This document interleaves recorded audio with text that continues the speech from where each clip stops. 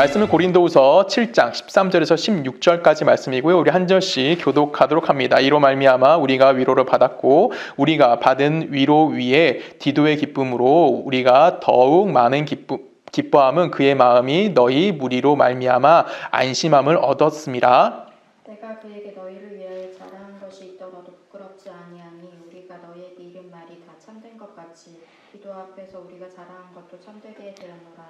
그가 너희 모든 사람이 두려움과 떨므로 자기를 영접하여 순종한 것을 생각하고 너희를 향하여 그의 심정이 더욱 깊었으니 내가 범사에 너희를 신뢰하게 된 것을 기뻐하노라. 아멘. 함께 기도하십니다. 하나님 감사합니다. 하나님의 은혜와 하나님의 사랑하는 우리가 살아있습니다. 하나님 말씀 듣습니다. 전하는 자 듣는 자 모두 하나님 앞에 겸손하게 하시고 아멘으로 화답함을 통하여 그리스도인으로서 이 땅 가운데 살아낼 수 있는 복된 자들 되게 하실 걸 믿사오며 살아계신 예수님의 이름으로 감사하며 기도했습니다. 아멘. 자, 우리 지난주 말씀을 잠깐 돌아보겠습니다. 지난주 말씀 같은 경우는 우리가 신앙생활의 정답을 알고 있다라는 겁니다.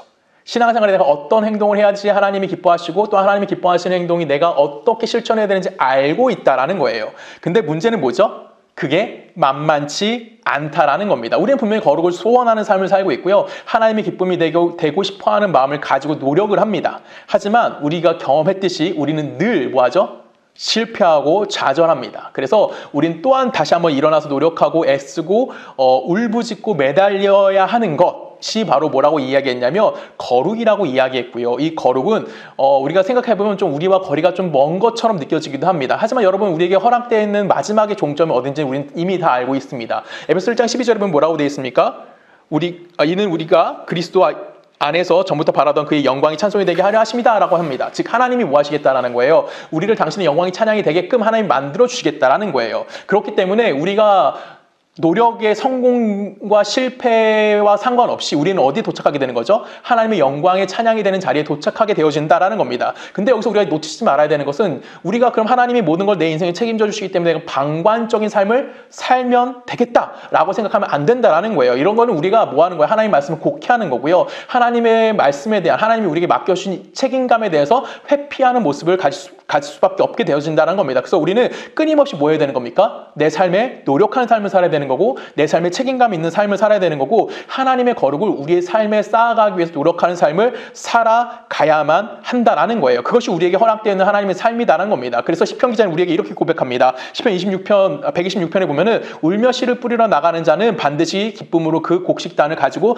돌아오리로다 라고 이야기합니다. 여기서 중요한 건 우리가 잠깐만 어디에 집중하냐면 기쁨으로 그 곡식단을 가지고 돌아올 거야. 우린 결론에만 뭐 하게 되죠? 집중하게 되는데 이미 뭐가 있어야 되는 거예요? 씨 뿌리는 것이 필요하다는 거예요. 근데 씨 뿌리는 걸 어떻게 뿌리래요? 울며 씨를 뿌리라고 이야기하고 있어요. 그러면 그래서 울며 씨를 뿌린다는 건 결론적으로 내가 이 땅을 살아가면서 어쩔 수 없이 그 결실을 맺게 되어지는데 우리가 그 결실을 맺게 되어지면 하나님 나라의 백성이 되는 겁니다. 그렇죠? 당신의 영광이 찬양이 되게 하는 그 자리에 우리가 도달하는 거지만 그 앞에 우리의 평가 기준은 뭐라는 거예요? 결실이 우리의 평가 기준 되는 것이 아니라 우리가 뭐 하는 거? 우는 거. 내가 얼마나 이 땅 가운데 하나님 앞에 내가 하나님 앞에 어떻게 될지 모르기 때문에 울어야 되는 거고 어떻게 통했느냐를 우리는 뭘 받게 되는 거냐면 평가받게 되어진다라는 겁니다. 그래서 우리는 울면서 할 수 없는 자신을 발견해야 되는 거고요. 그 발견함을 통해서 나는 또 한 번 울어야 되는 거고요. 아파하면서 그 자리에서 누구의 은혜를 구하는 자가 돼야 되는 겁니까? 하나님의 은혜를 구하는 자의 삶을 살아야 함에 대해서 바울이 우리들에게 이야기해 주는 거고 이것이 바울이 우리에게 알려주는 거룩이라는 삶의 모습이라는 것을 우리는 다시 한번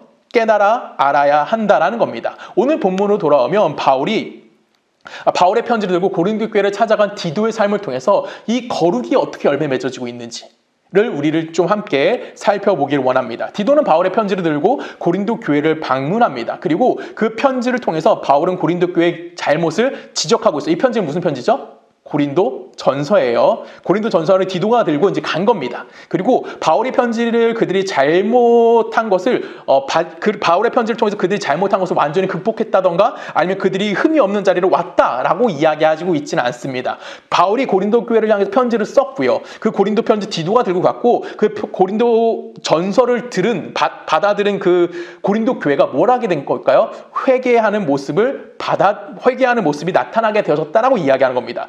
그들이 바울의 꾸중, 바울의 책망을 뭐하게 되는 거예요? 그들의 잘못을 인정했고 받아들였다라는 내용에 대해서 오늘 바울이 뭐라는 거냐면 감사하고 있습니다. 감사를 표현하고 있는 것이 오늘 본문 우리가 읽은 내용의 전반적인 내용입니다. 바울은 디도가 바울의 편지를 들고 고린도에 갔을 때 우리가 잘 생각해야 되는 건 뭐냐면 우리는 자꾸만 누군가의 꾸중을 듣고 누군가의 잘못을 지적받았을 때 내가 그것을 고쳤냐 고치지 않았느냐 를 우리는 뭐 하게 되는 거죠? 평가의 기준으로 생각할 경우가 굉장히 많다라는 겁니다. 근데 오늘 본문에서 우리들에게 이야기해주고 있는 내용은 뭐냐면 얼마나 고쳤냐에 초점을 맞춰주는 것이 아니라 바울이 디도가 그 편지를 가지고 갔고 고린도 교회 사람들이 디도의 신분적인 모습을 평가한 것이 아니라 그가 가지고 오는 편지 내용을 그들이 받아들였다는 것을 핵심이 갖고 있다는 겁니다.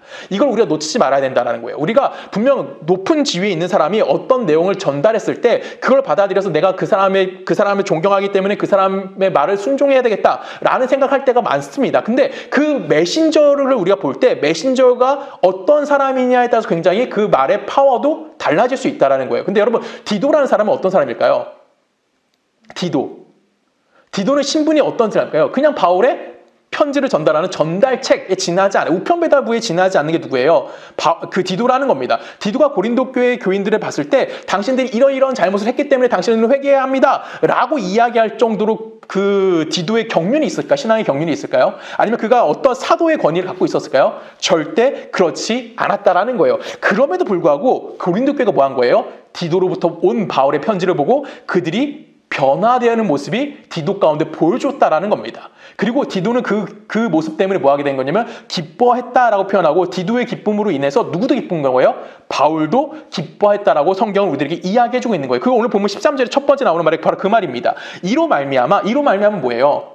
너희들이 변화되어져서 디도에게 잘해줬어. 그래서 뭐 하게 된 거예요? 이로 말미암아 우리가 위로를 받았고 우리가 받은 위로 위에 디도의 기쁨으로 우리가 더욱 많이 기뻐함은 그의 마음이 너희로 말미암아 뭐 했대? 안심함을 얻었다라는 거예요. 디도가 처음에 바울의 편지 들고 갔을 때 마음이 뭐 했다는 얘기를 하고 있는 거죠? 안심했다는 것은 두려웠다는 거예요. 왜? 내가 이 편지를 들고 갔는데 이 편지 내용은 좋은 내용이야, 나쁜 내용이야? 나쁜 내용인 거죠. 지금 근데 디도의 입장은요? 디도의 실력은요? 디도의 위치는요? 너무 낮은 자에 위치해 있는 거예요. 그래서 고린도 교회를 꾸중할 수 있는 어떤 자격이나 신분을 갖추고 있진 않았지만 그걸 누가 알고 있었던 거야? 디도가 알고 있었다는 거예요. 그래서 그 마음에 너무나 부담됐다는 거죠. 근데 그들의 교회가 그 편지를 받아줬습니다. 그리고 편지를 받아줘서 그 디도를 향해서 꾸짖는 것이 아니라 디도를 향해 뭐 해준 거예요? 바울을 대접하는 것과 동일하게 디도를 뭐 해준 거예요? 대접해주는 모습이 그 안에 나타났다는 겁니다. 디도 자신의 나약함이나 디도가 갖고 있는 연소함이나 모자람에 그들이 반발할 수 있었음에도 불구하고 그들이 그 디도를 향해서 뭐 해준 거예요? 바울이 전해준 것과 동일한 마음으로 그 디도를 받아줬다라는 겁니다. 이건 성경에서 종종 등장하고 있는 모습이에요. 우리 대표적으로 구약에 보면은 모세 이후에 등장할 그 이스라엘의 지도자로 등장하는 사람이 누구죠?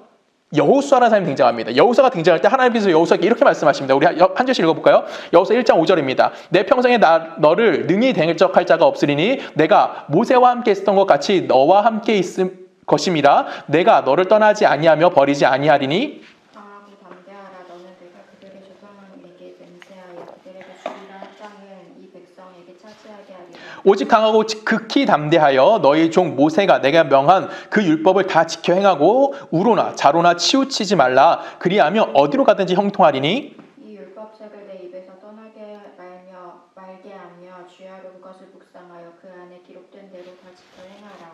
그리하면 내 길이 평탄하게 될 것이며 내가 형통하리라. 자, 하나님이 여호수아에게 나타나서 했던 말은 딱 하나입니다. 강하고 담대하라라는 거예요. 강하고 담대할 수 있는 이유가 뭡니까?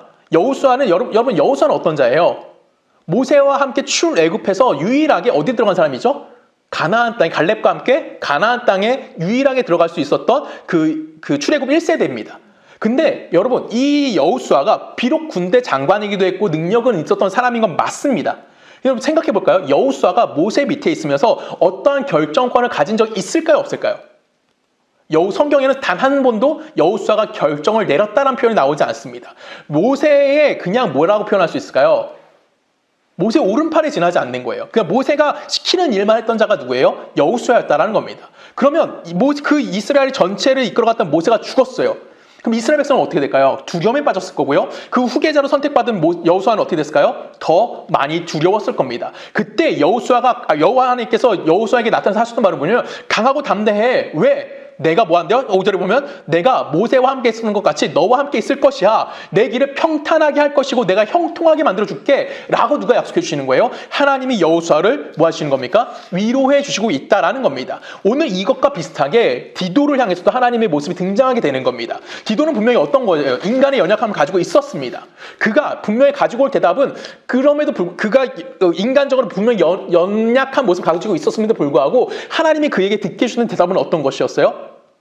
고린도 교회가 그를 영접해줬다라는 겁니다. 누가 이야기를 전했냐가 중요한 것이 아니라 그 속에 담겨있는 이야기의 내용에 담겨있는 것이 지금 내게 필요한 내용이라는 것을 고린도 교회가 인정하게 되었다는 겁니다. 그리고 고린도 교회 사람들이 그것을 가지고 뭐 하는 거예요? 그들이 하나님의 말씀으로 받아들였고 그들이 회개하는 역사가 이루어졌다라는 거예요. 누가 지적했냐는 그들에게 중요하지가 않았습니다. 그 지적하는 내용이 내게 맞냐 틀리냐 외에는 생각할 것이 없었다라는 거죠. 우리가 지금 고린도 후서 7장을 계속 보면서 가장 많이 나오는 얘기가 바로 이 부분인 거예요. 우리가 가장 많이 했던 건 뭐냐면 충고를 하는 방법과 충고를 듣는 입장에 대해서 우리가 성경 7장을 통해서 계속해서 살펴보면서 거룩과 맞춰서 이야기를 하고 있습니다. 여러분, 충고하는 입장에서는 너는 나와 다르다. 어떤 차별점을 두기 위해서 하면 충고가 된다고 했습니까? 안 된다고 했습니까? 그렇게 이야기하면 안 된다고 얘기했어요. 마찬가지로 충고를 받아들이는 입장에서도 충고하는 이가 그 말을 할 수 있는 자격이 있냐 없냐를 판단하는 것이 아니라 충고하는 이의 입을 통해서 하나님이 나에게 이야기하고 있다는 것을 인정할 수 있어야만 한다라고 이야기했다는 거죠. 그 사람의 자격 여부는 중요하지 않아요. 예를 들어서 내 딸 민유가 말을 잘한다고 칩시다. 근데 내가 좀 잘못하고 있어. 나에게 충고하는 거예요. 그러면 나는 그 충고 누구의 충고로 받아들여야 되는 거야? 하나님 나에게 하는 충고로 받아들일 수 있는 마음의 여유가 있어야 된다는 겁니다. 그래서 내가 그 꾸중함과 책망함을 듣고 마땅히 회개할 만한 회개를 해서 반응해야 한다라는 거죠. 이것이 지금 누가 알고 있는 겁니까? 누가 지적하냐에 중요한 것이 아니라 하나님이 내게 말씀해주고 있다는 것에 대해서 정확하게 반응을 보이고 있다라는 겁니다. 이 반응이 뭐가 된 거예요? 디도를 안심시킬 수 있게 됐고 그 안심함을 통해서 바울은 뭐가 된 겁니까? 감격할 수 있게 되었다고 이야기하는 겁니다. 우리가 고린도서 7장을서 바로 이 모습들을 계속해서 배워가야만 하는 겁니다. 거룩의 진정한 모습과 내가 내 잘못을 인정할 수 있는 용기 있는 모습이 어떤 건지를 우리는 깨달아야 한다는 거죠. 왜요? 거룩이라는 것은 혼자 하는 겁니까? 아니에요. 거룩은 상대방과 나 사이에서 이루어져야만 한다라는 겁니다. 그리고 그렇기 때문에 나의 거룩이 이웃에게 거룩함을 동참시키게 하지 못하게 한다면 그건 거룩일까요?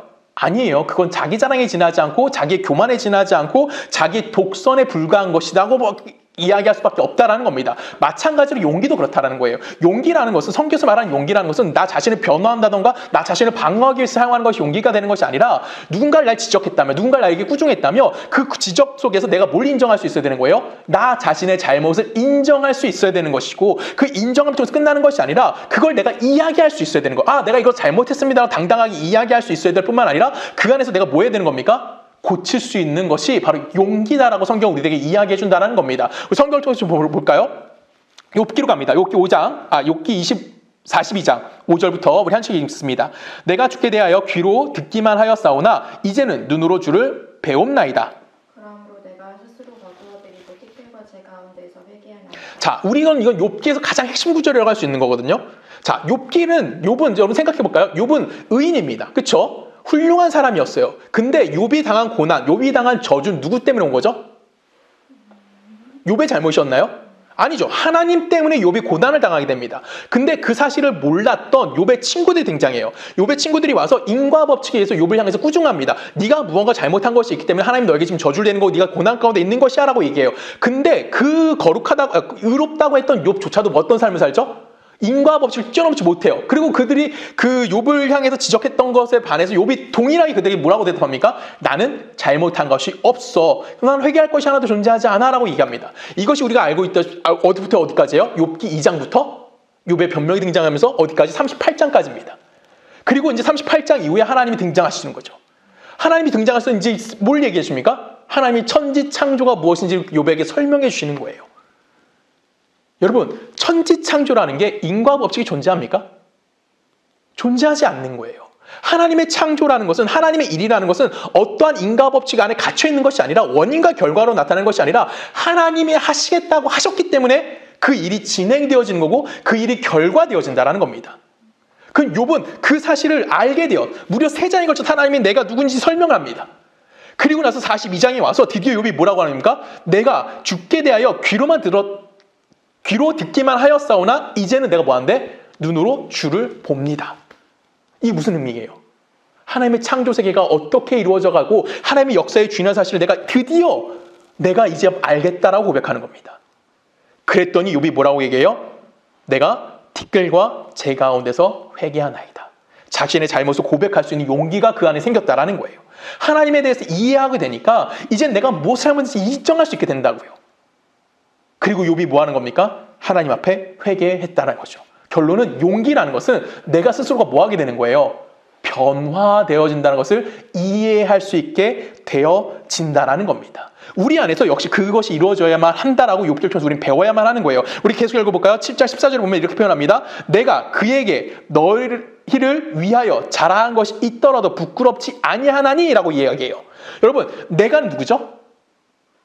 내가는 바울이에요. 7장 14절이에요. 고린도 7장 14절 보면 내가는 바울입니다. 그는 누굴까요? 디도예요. 너희는 누구예요? 고린도 교회예요. 바울이 디도에게 고린도 교회를 향하여 뭘 했대? 자랑했대요. 여러분, 디도는 어려요. 능력도 없어요. 근데 자기가 상대해야 될 그 고린도 교회가 어떤 교회라고? 바울이 입이 닳도록 뭐한 곳이야? 자랑거리가 많은 교회예요. 고린도 교회 대표적인 자랑거리가 뭐가 있을까요? 그들은 지혜가 있었고요. 그들은 하나님의 엄청난 은혜를 받아서 능력도 있었고요. 은사도 뛰어났어요. 그 정도로 고린도 교회는 자랑할 것이 많았던 교회였어요. 자, 어린 자가 꾸중할 것을 이만큼 가지고 그 자랑거리가 많은 교회를 갔어. 갈 용기가 생길까요? 용기가 전혀 생기지 않아요. 디도는 마음이 매우 무거웠을 거고요. 디도는 왜 날 보내 이런, 엄밀히 따지면 조성식으로 얘기하면 했을 거예요. 그렇죠? 그런 심정으로 디도는 갔다라고요. 근데 너무나 감사한 게 뭘까요? 고린도 교회가 디도의 그 말씀 전하는 자의 디도의 상황을 판단한 것이 아니라 그 손에 들려있던 하나님의 말씀을 이해하게 되어졌다라는 겁니다. 그래서 그들이 뭐 했대요? 내가 그에게 너희를 위하여 자랑한 것이 있더라도 부끄럽지가 않았다. 왜? 너희들이 이렇게 받아줄 걸 바울은 뭐 한 거야? 알고 있었다라는 거예요. 왜 바울이 이걸 알고 있었을까요? 우리 16절에 보면 그렇게 표현해요. 내가 범사에 너희를 신뢰한 것 같이 뭐 한대요? 기뻐하노라. 바울이 그들이 신뢰하고 있었어요. 바울이 정말 신뢰했을까요? 100%? 아닐 거예요. 그렇죠? 바울은 뭐 한 거예요? 두려웠을 거예요. 왜? 고린도 교회는 어떤 교회였어요? 이미 그들이 신앙적으로 실패를 경험했던 교회였어요. 이미 교회는 무너져 내리고 있었어요. 그러면 그 무너져 있는 사람들 마음이 신앙적으로 실패했다면 그 고린도 교회 사람들이 지금 심정 상태는 어떨까요? 신앙은 굉장히 날카로워져 있을 거예요. 근데 누군가 꾸중하러 와. 그럼 어떨까? 그 꾸중이 들릴까 안 들릴까? 안 들릴 거란 말이에요. 그럼에도 불구하고 바울이 내가 너희를 뭐 한 거야? 이 꾸중할 수밖에 없었던 건 뭐야? 이 꾸중은 나의 책임이라는 거죠. 이 책임인 거고 디도의 책임은 뭐야? 그 말씀을 전하러 가야 하는 거예요. 그리고 사도 바울이 만약에 사도 바울과 고린도 교회가 꾸중한 사이로 끝났다면 바울의 심정이 그거예요. 이렇게 끝났다면 예수가 십자가 지고 죽을 이유가 존재하지 않는 거예요. 근데 예수가 우리를 위해 십자가 지셨다면 나는 분명히 확신할 수 있어. 너희들이 이 말씀을 받아들이고 예수에게 다시 한번 돌아올 수 있게 만들어주겠다는 그 확신이 바울 안에 있었다라는 겁니다. 이 확신이, 이런 마음이 우리가 신앙생활하면서 희망을 갖게 만드는 거고 신앙생활에 열심을 내게 만드는 겁니다. 우린 신앙생활하면서 잘 생각해봐요, 여러분. 우린 신앙생활도 하지만 당연히 사회생활의 연장선상에서 신앙생활을 하는 겁니다. 그러면 내가 사회적으로 생활하면서 쌓여져 있던 모든 경험치와 함께 신앙적인 눈으로 누굴 판단하게 되는 거죠? 사람을 판단하게 되는 거예요. 근데 우리가 아무리 신앙적인 눈으로 저 사람 옳게 보려고 노력한다고 할지라도 그 사람들이 항상 악한 것을 인정할 수밖에 없다라는 거죠. 우리가 세상 사람들 바라보면서 세상 사람들이 선하다라고 이야기할 수 있나요? 아니에요. 세상 사람들은 악할 수밖에 없는 거예요. 그거는 우리가 변하지 않는 진리란 말이에요. 그러면 세상 사람들이 악하다는 걸 우리는 인정할 수밖에 없는 거죠. 그러면 세상 사람들이 아프다고 했을 때 우리는 저들을 향해서 악한 자들을 향해서 뭘 해야 되지? 이런 마음을 가져야 될까요? 아니죠. 우리도 역시 그들과 같이 악한 인간이었다는 것을 뭐 해야 돼요? 인정할 수 있어야 되는 거예요. 그리고 거기서 우리가 뭐 했다는 걸 인정하는 거야. 구원을 얻었고 새 생명을 얻었다는 것을 배우는 거죠. 그리고 여러분들은 악했던 내가 이제 뭔 자가 되는 거예요? 변화되어진 새 생명을 가진 자가 되었다는 걸 알게 된 거예요. 그러면 우리는 달라졌고 우리는 변했다는 거죠. 그래서 우리는 믿는 자이지만 아직 우리는 완성을 이루지 못한 자들이기도 하다라는 겁니다. 이거를 우리는 알 수 있어야 되는 거예요. 여러분, 내가 뭘 통해서? 예수 그리스도 통해서 뭐한 자가 된 겁니까? 변화되어진 자가 됐다라는 거예요. 내가 인간적으로 봤을 땐 악한 자였는데 그 악한 자에게 누가 찾아왔어? 예수가 찾아왔고 내가 변화되고 달라졌어. 이젠 내가 예수를 믿는 자야. 근데 아직 죄 짓지 완성을 이루지 못했다고. 그렇지만 난 뭐한 자가 된 거야? 달라진 자가 된 거고 변화되어진 자가 되었다라는 겁니다. 우리가 정당하게 살아갈 수 있고요. 거룩하게 살 수 있고요. 약속을 지키면서 살아갈 수 있고 신실한 마음을 가지고 살아갈 수 있어. 맞아요. 그렇죠? 근데 100%가 됩니까? 50%가 되세요? 30%는 되시나요? 여러분 솔직히 10%는 되십니까 우리? 안 되잖아. 그럼에도 불구하고 난 뭐 하는 걸 알아? 끊임없이 넘어졌고 쓰러지고 아파한다는 걸 알아요. 그렇죠? 그렇지만 내가 그리스도인은 사실은 변화되어지지 않는 거죠. 여러분 달라진 거예요 이미. 우린 변화되었다고요. 그러면 나도 그렇게 넘어지고 나도 그렇게 깨지고 나도 그렇게 아파하면서 이걸 변화되어진 것 같다며 저 사람을 바라보면서 우리는 뭐 해야 되는 걸까요? 저 사람 역시 하나님이 변화시켜줄 수 있을 것이다라고 생각해야만 한다라는 거예요. 내가 고통당하고 내가 아파함을 통해서 사람은 변하지 않아. 사람은 어차피 똑같아. 이런 생각하지 않게 살아가는 거. 이런 생각을 하지 않는 거. 그런 생각을 하지 않게 노력하는 삶을 살아가는 것. 그것이 우리가 살아가야 되는 하나의 방향성이라고 이야기하는 겁니다. 디도를 보내는 사도 바울의 마음이 바로 이 마음이었다라는 거예요. 그들은 뭐 했어요? 예수를 영접한 자들이었어요. 고린도 교회는 예수가 누군지 알았고 하나님의 은혜가 무엇인지 깨달았던 자들이었어요. 그래서 바울은 두렵고 떨리는 마음으로 뭐 했습니까? 조마조마한 마음으로 그들에게 편지를 썼고 디도의 손에 짊어지게 한 거예요. 바울은 그 일을 실행하는 책임감을 가질 뿐만 아니라 그 책임감 속에 누가 일하실 걸 확신한 겁니까? 하나님이 그들의 삶에 간섭해 주실 것이라는 것을 확신했고 그 간섭으로 인해요. 비록 망가져가고 있는 고린도 교회지만 그들이 변화되는 기적을 경험할 것이라는 것에 대해서 확신할 수 있었다라는 겁니다. 그렇기 때문에 바울은 뭘 하지 않은 겁니까? 포기하지 않고 디도의 손에 그 편지를 들려 보낼 수밖에 없었다라는 겁니다. 바울이 단순히 확률 싸움 했을까요? 아니야, 이들이 변화될 수 있어요. 확률 싸움일까요? 아닙니다. 바울은 하나님의 은혜와 자비를 근거한 믿음으로 이 일을 진행할 수 있었다는 거죠. 그럼 바울이 뭘 통해서 확신할 수 있었을까요? 바울이 갖고 있는 믿음의 확신은 무엇이었을까요? 그의 경험입니다. 여러분 바울은 알다시피 스데반을 죽이고 어디를 갑니까? 다메섹에서 예수를 믿고 있는 사람이 많다고 해서 다메섹으로 가는 도중에 누구를 만나게 되죠? 빛 가운데 그를 찾아오신 예수 그리스도를 만나게 되면서 그가 변화되어지게 돼요. 여러분 그럼 스데반은 어떤 사람일까요? 스데반 성경 좀 볼까요? 죄송해요. 저 잠깐 물 좀 마실게요. 우리 8절부터 읽어볼까요? 6장 8절입니다. 스데반이 은혜와 권능이 충만하여 큰 기사와 표적을 민간에 행하니 이른바 자유민들 즉 구레네인들 알렉산드리아인들 불기아와 아시아에서 온 사람들이 회당에서 어떤 자들이 일어나 스데반과 더불어 논쟁하였다.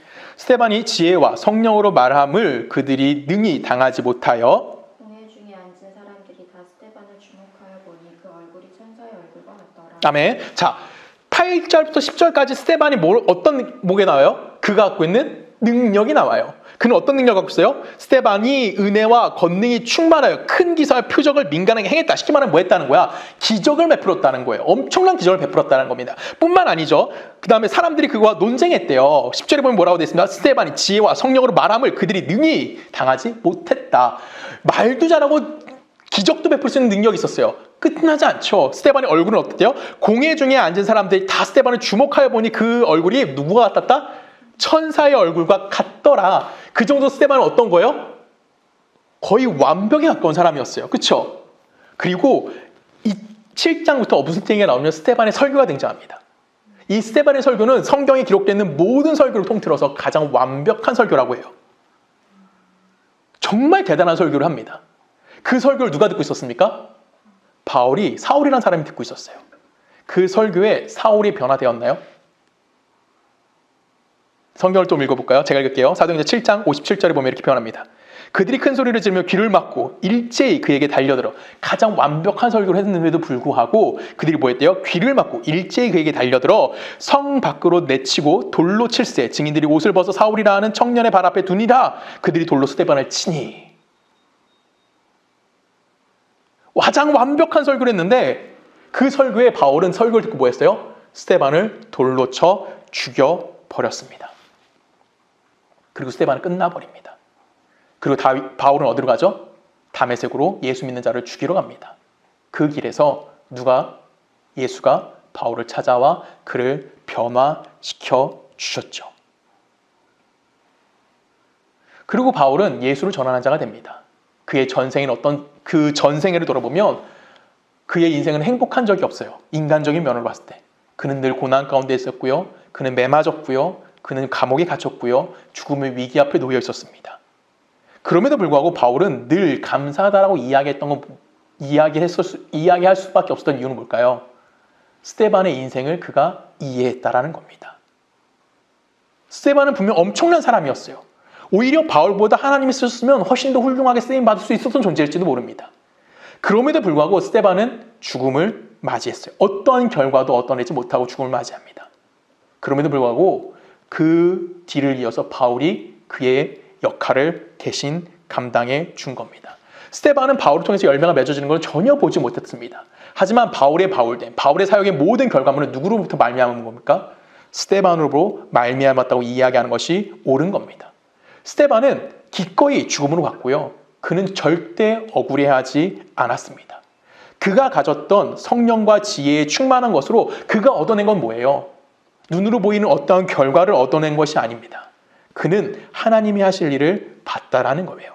그는 실제로 사도행전에 나타나는 모든 사도들, 그리고 모든 바울이 했던 모든 그 업적들은 바로 누구로 말미암은 겁니까? 스데반으로 말미암았다고 우리는 인정해야만 하는 겁니다. 우리는 스데반과 같은 눈을 가지고 있지 못하죠. 그래서 우리는 자꾸 어디에만 집중합니까? 결과에만 집중하고요. 결과에 목숨 걸고요. 거기에 넘어지는 겁니다. 성경이 우리에게 한 약속이 뭐죠? 다시 한번 읽어볼까요? 울며 시편 126편 울며 씨를 뿌리러 나가는 자는 반드시 그가 기쁨으로 그 곡식단을 가지고 돌아오리라. 하나님 우리에게 약속해 주는 건 뭐예요? 기쁨으로 그 곡식단을 가지고 돌아온다라는 걸 우리에게 약속해 주셨다고요.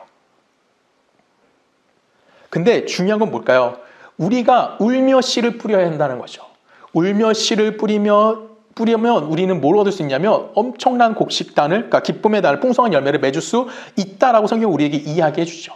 근데 그 결과를 얻어내는 것이 우리의 기대와 우리의 방법과 우리의 시간과는 달라요.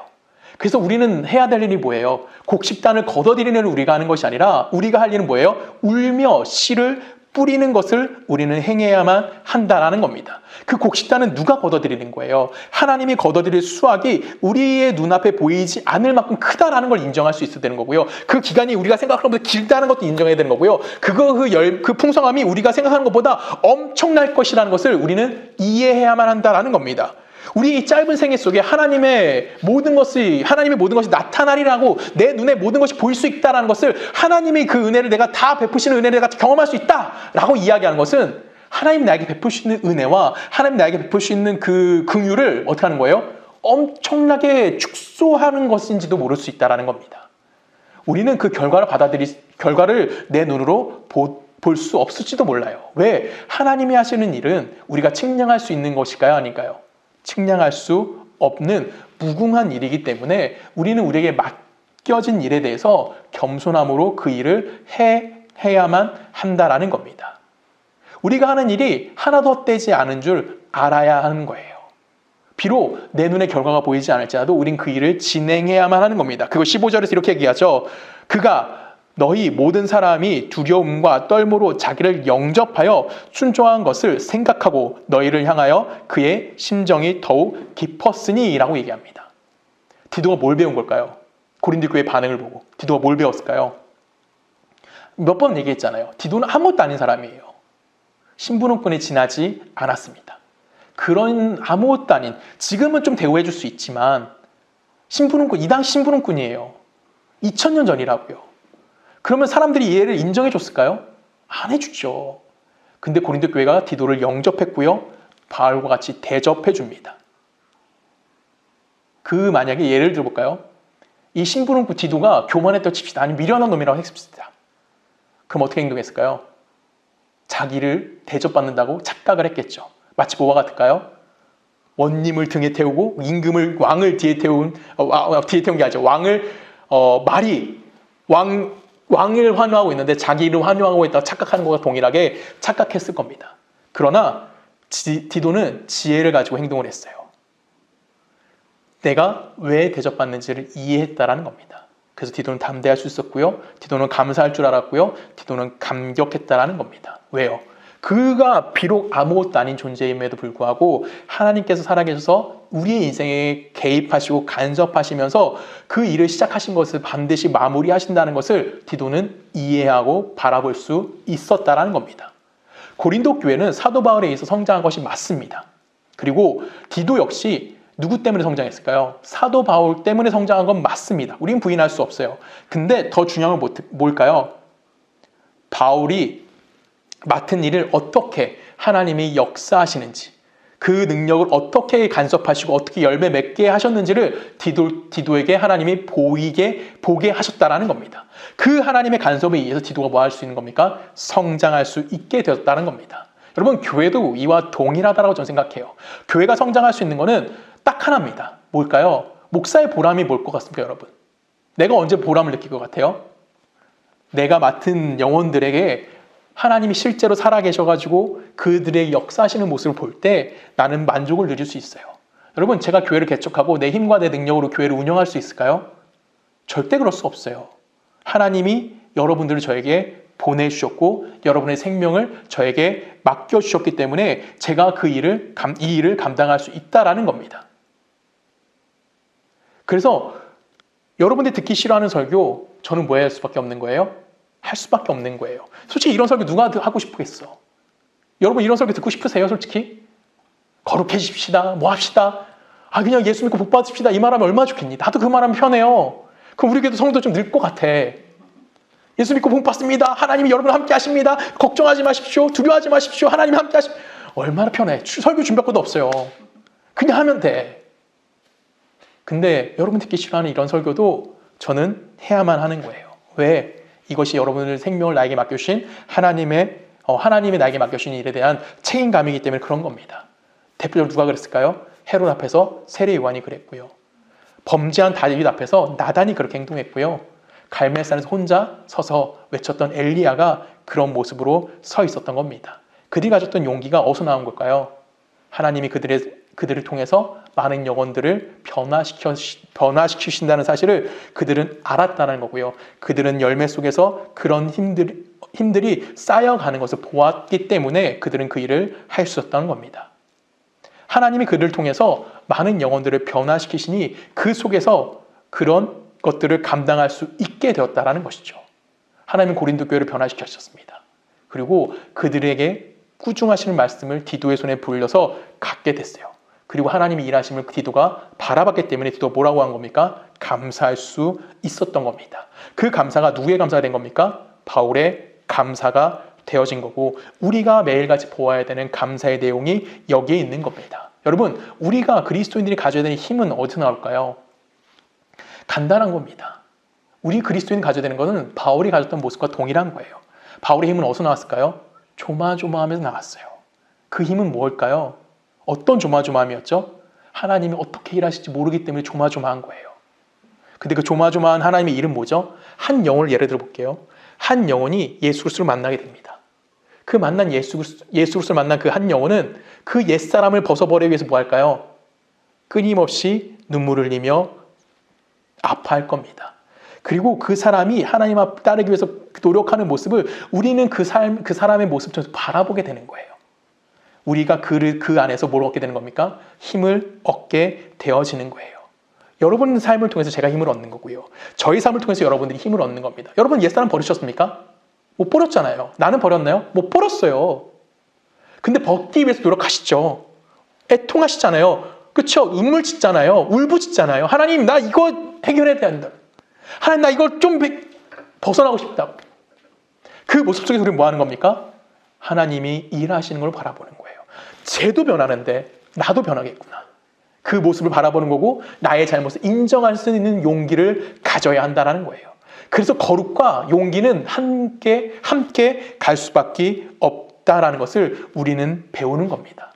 하나님은 우리의 삶에 간섭하셔서 당신의 영광을 우리 삶에 담아내실 거예요. 그 영광을 담아내시는 방법은 영광스러운 자리일 수도 있고요. 욕됨의 자리일 수도 있습니다. 그렇기 때문에 우리는 지금 이 자리에서 하나님이 내게 맡겨주신 일에 뭐 할 수 있어야 됩니까? 순종할 수 있어야 되는 거고 그 순종의 결과가 하나님이 협력하여 선을 이루어 내시는 겁니다. 우리 마지막 갈라디아서 한 절 같이 읽어볼까요? 갈라디아서 6장입니다. 6장 9절 우리가 선을 행하되 낙심하지 말지니 포기하지 아니하면 때가 이름에 거두리라. 뭐 하지 말라고요? 포기하지 말라고요. 포기하지 맙시다. 하나님이 사울을 바울을 변화시키셨어요. 우리를 변화시키고 계십니다. 우리는 보잘것없이 아니면 생각하면 생각할수록 쓸데없을 수도 몰라요. 근데 하나님은 나를 통해서 여러분들을 훌륭하게 만드실 겁니다. 여러분 스데반의 어떤 자였습니까? 그는 천사의 얼굴을 갖고 있었고요. 성령을 충만했고요. 지혜가 충만했습니다. 그리고 그는 돌에 맞아 죽은 것밖에 할 수 없었습니다. 근데 그는 그의 죽음으로 말미암아 누가 만들어진 거죠? 바울이 만들어진 겁니다. 우린 다 스데반일 수 있어요. 바울이면 좋겠는데 스데반일 수도 있습니다. 천사의 얼굴이 아니십니까 여러분? 스데반같이 여러분 천사의 얼굴이십니까 아니십니까? 우리는 100이면 100 천사의 얼굴이 아닐 거라고 대답할 겁니다. 맞아요. 우린 천사의 얼굴이 아닐 수 있어요. 근데 우리가 알아야 될 건 딱 하나죠. 우리 안에 이미 누가 들어오셨습니까? 하나님이 함께 하시고요. 하나님의 빛을 이미 우리 속에 성령님을 통해서 비추고 계시기 때문에 우리는 겉사람은 천사의 얼굴이 아닐지라도 속사람은 선사의 얼굴을 갖고 있을 겁니다. 사도 바울이 디도를 보냈던 그 가졌던 마음 여러분 갖기를 원합니다. 그를 통해서 또한 위로를 얻었고요. 그의 깊은 뜻을 그 하나님이 일하시는 뜻이 무엇인지 그는 이해할 수 있었다라는 겁니다. 우리 인생을 주관하시는 하나님의 마음을 여러분들 이해하셨으면 좋겠습니다. 그리고 우리가 더 많이 감사했으면 좋겠고 우리 삶에 더 열심을 낼 수 있는 여러분이 되기를 주님의 이름으로 간절히 부탁드리겠습니다. 우리 함께 기도하시겠습니다. 사랑의 하나님, 하나님 감사합니다. 하나님의 은혜와 하나님의 사랑 안에 오늘 우리가 살아있음을 고백합니다. 하나님은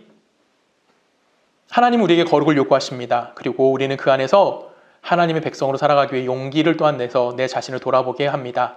하나님 우리가 이 삶에 지치지 않게 하여 주시고 이 생 가운데 두려워하지 않게 하여 주시고 당신의 거룩을 오늘 하루 더 담아낼 수 있는 복된 자들이 되어줄 수 있도록 우리와 함께하여 주시옵소서. 이제 우리 주 예수 그리스도의 은혜와 성부 하나님의 사랑과 성령님의 내주되심이 하나님의 백성으로서 오늘 하루 모든 일에 감사하며 모든 일에 최선을 다하며 오늘 하루에 책임감을 다하기를 소원하는 우리 서초동역의 모든 성도님들의 삶과 그들의 가정과 그들의 직장과 그들이 살고 있는 모든 나라 가운데 지금부터 영원히 함께 하시기를 간절히 축원하옵나이다.